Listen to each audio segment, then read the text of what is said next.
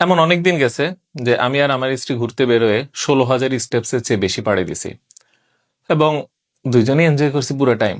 তো দেখা গেল যে আমরা বলতাম কি যে চলো আজকে ঘুরতে যাই। তো বাসে উঠতাম, বোটানিক্যাল গার্ডেনে যেতাম।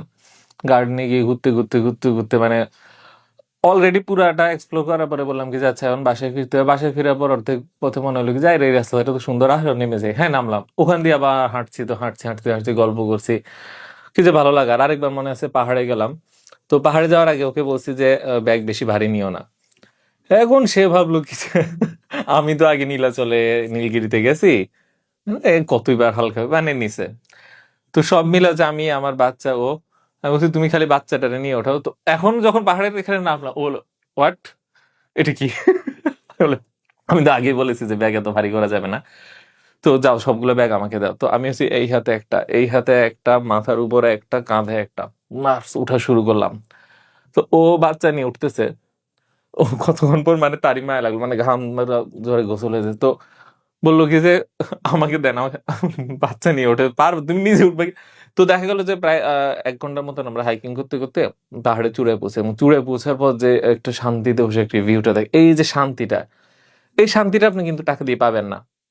এই যে কষ্ট করে যে শান্তি পাওয়ার জন্য আপনাকে ফিজিক্যালি ফিট হইতেই হবে। এবং এমন কিছু শান্তি আছে পৃথিবীতে কষ্ট করা ছাড়া আপনি কোনোদিন পাবেন না। এই শান্তিটা একসাথে স্বামী স্ত্রী উপভোগ করব, এটা আমার সবসময় স্বপ্ন। এখন হয়তো বাচ্চা হওয়ার কারণে ওইভাবে আর আগের মতন পারি না, কিন্তু ওই মোমেন্ট গুলো মনে হয় লাইফে মানে সবচেয়ে প্রেশাস কিছু স্মৃতি আছে না, সেগুলো বিশেষ করে আমার এখনো মনে পড়ে। স্ত্রী যখন আমার বিয়ের পরে সর্বপ্রথম মানুষে যায় না, হানিমুনে যায় না, তো আমি বলছি কক্সবাজারের সোনাদিয়া দ্বীপে যাব।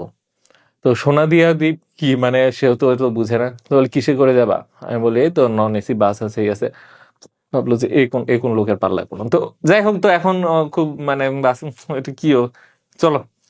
তারপরে তো জানে না যে সামনে কি অপেক্ষা করছে, মানে এটা তো কিছুই না। তো গেল কক্সবাজার। পরের দিন সকালে যাওয়ার পর বললো কি যে আমাদের হচ্ছে জোয়ার আসবে 2:30 বা 3টায়, ওই সময়ে বোট ছাড়বে, তার আগে হবে না।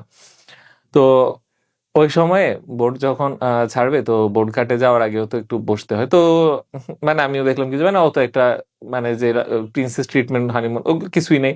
তো শেষ পর্যন্ত বোট রওনা দিল। বোট রওনা দেওয়ার পর মানে সাগর থেকে বের হয়ে ধরেন ওই পাড়ে যাওয়ার আগে একটা জায়গায় বোটটা কোনো কারণে ইঞ্জিনে ডিফেক্ট দেখা গেল, বোটটা বন্ধ হয়ে গেল। তো বোট বন্ধ হয়ে আছে, এদিকে সূর্য তো ডুবে আসতেছে। হ্যাঁ, তো দেখা গেল যে বিকাল 4:30, বোট বন্ধ। আমরা মনে করেন যে 12-15 জন বা 20 জন 25 জন আছি বোটে। তো আমরা সাগরে বসে আছি, বসে ওকে বলি সূর্যাস্ত উপভোগ করা, তো কিছু করার নেই। তো এদিকে একটু টেনশন বাড়তেছে, ওদিকে কল দিল যে হ্যাঁ আমার বোট বন্ধ, আপনি আসেন। হ্যাঁ, তো বলে কি যে ওই সোনা দিয়ে দ্বীপের থেকে আসে, তারপরে এই বোটটা দড়ি লেগে তারপরে টানবে। তো বলে আসে না কেন, আসে না। সোনা দিয়ে দ্বীপ যে এত দূর এটা তো আমরা বুঝি নাই। তো আসে না আসে না, এইভাবে প্রায় 2 ঘন্টা বসে আছি। তো অনেক ট্রলার যাচ্ছে মাছের, ওদেরকে ভাই আমাদেরকেও নেয় না, ওরা নিবে না। এদিকে নৌকার মাঝি যায়, যে মেকানিক, ওরা অনেকবার চেষ্টা করে বলছে এটা ঠিক হবে না।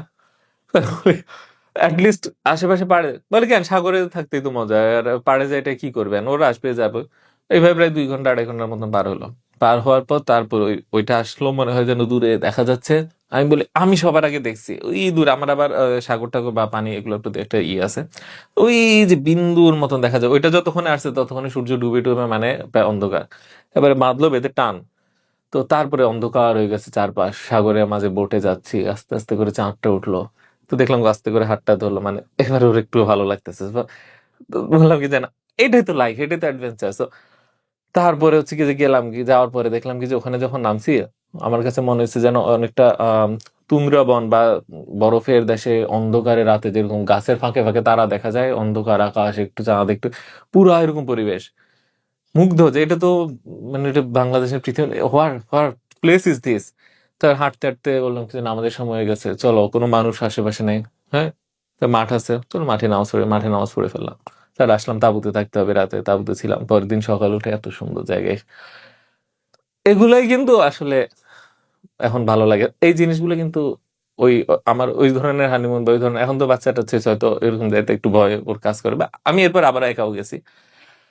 কিন্তু বিশেষ করেন টাকা পয়সা তো এগুলো আমাকে পাই না। তো এই জিনিসগুলো অনুভব করার মতন কিন্তু একজন মানুষ পাওয়া দরকার। সো এবং ওইরকম থাকাও দরকার। So এটা এটা এটা আসলে ইন্টারেস্ট।